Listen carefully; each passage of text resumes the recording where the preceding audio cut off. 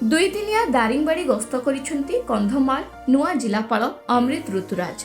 तेबे नुआ जिलापाल कार बदल स्कूटी चलाई बजार छकरे चा खटी बसी लोकों सह विभिन्न समस्यार आलोचना करुथिबा देखिबाकु मिलिछि, जाहाकु नै जोर धरिछि चर्चा।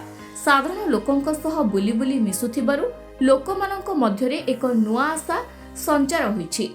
जिलापाल केवल उन्नयन कार्य तदारक करिसेंती ताहा नुहे, से बुली बुली समस्त अंचल रे थिबा सेवाश्रम, विद्यालय, विभिन्न सरकारी कार्यालय समेत चाष जमी, विभिन्न प्रकल्प और पर्यटन बुली देखिछंती।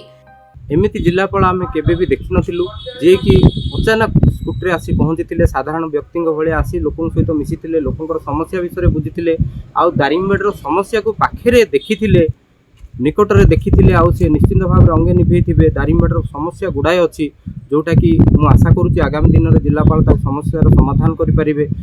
किसी हॉस्टेल भी बुली से पिला सहित भेटी से खाଇବା व्यवस्था कौन होची, शिक्षार व्यवस्था कौन अच्छी एवं शिक्षक मैंने रोचंती ना नहीं, हॉस्टेल रे पिला माने सुरक्षा रे रोचंती ना, सेगुड़ा सब पिला मानक बुझीथिले, गार्डियन मानक बुझीथिले।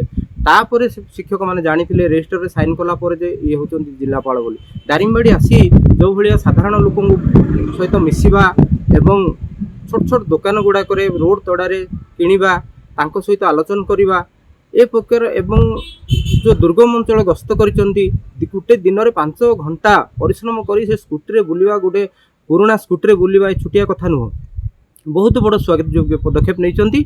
एवं से जोटा कि आम देखीचु जिलापाल माने शीतताप नियंत्रण गाड़ी भितर बसी घू किना पलांती, किंतु आज देखीचु आम स्कूटी सी धीरे धीरे बुली प्रत्येक अंचल बुली प्रायतः बहुत अंचल बुली सी निकटरू सी समस्यार समाधान करने सी लोकों सहित कथबार्ता करछंती एवं से प्रतिश्रुति भी देइछंती लोकों को, एवं निकटरू से समस्या को बुझी पारिथिबे दारिंगबाड़ी अंचलर।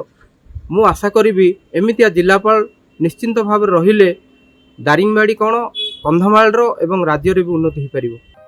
एही अवसर में जिलापाल कॉफी बगीचा सम्मुखरू महू किणवा बेले महिला व्यवसायी पार्वती सह वार्तालाप करथिले। जिलापाल जिबा परे महिला व्यवसायी जानिबाकू पाइथिले ए हेउछंती कंधमाल जिलार नुआ जिलापाल।